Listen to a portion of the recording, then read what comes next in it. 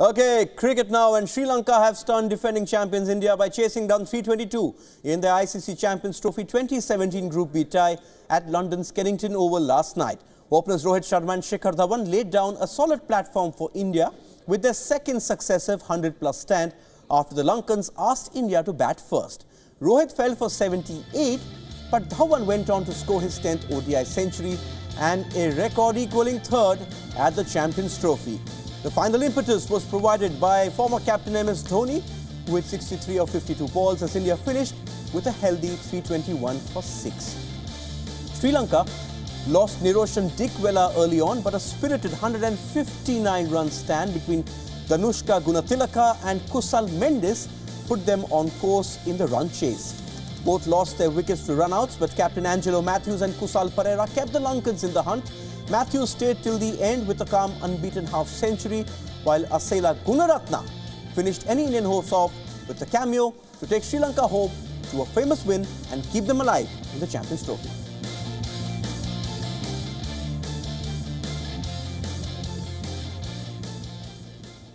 Now, Group B at the ICC Champions Trophy 2017 has been blown wide open with Sri Lanka's clinical run chase of 322 against India, and let's just show you why. Now, India, South Africa, Sri Lanka and Pakistan all have 2 points after playing out their first 2 matches. The net run rate favours India and South Africa as things stand, but with the points level, the last round of fixtures will be effective quarterfinals to decide which 2 teams proceed to the semis.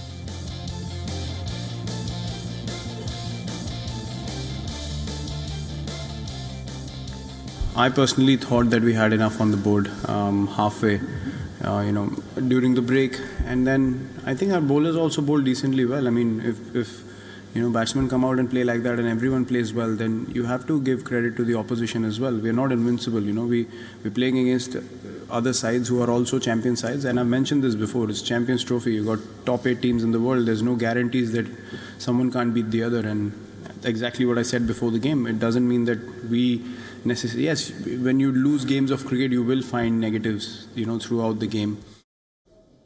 Okay, time to get Chris Harris involved. We have discussed India's result from that match against Sri Lanka a lot in detail. So we figured out we would get Chris to do something different. Now, he's pretty good at picking the key battles before the game.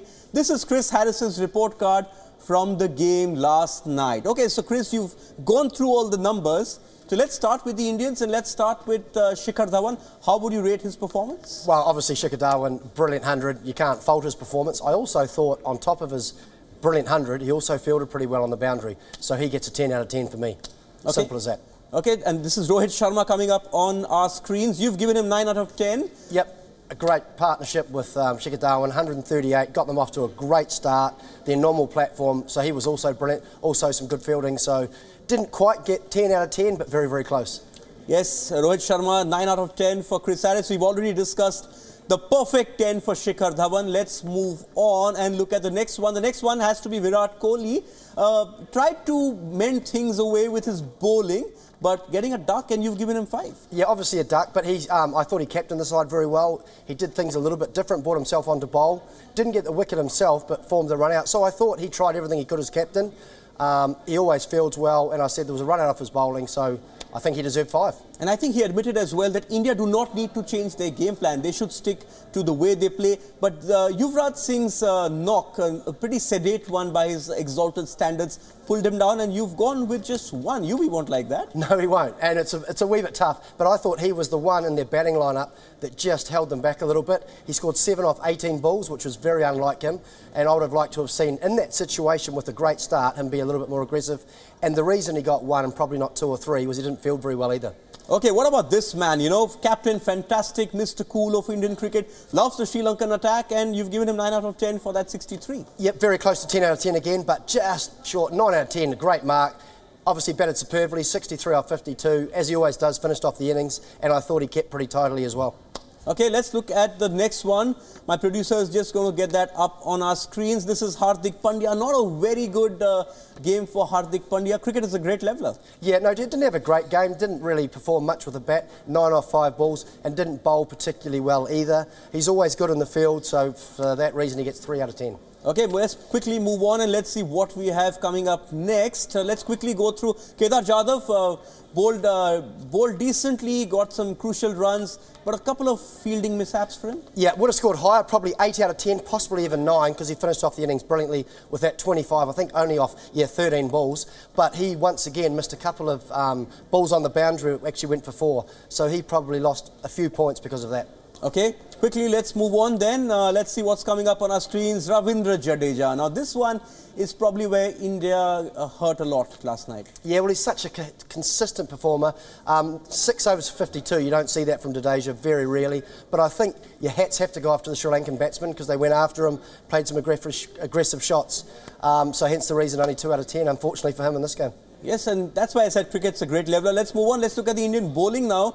And Bhuvneshwar Kumar started off very well, got that early wicket, but then you've given him 6 out of 10 because he couldn't execute his skills very well at the death, perhaps? No, bowled very well at the top, and he was one of the top marks in the Indian bowlers, 6 out of 10.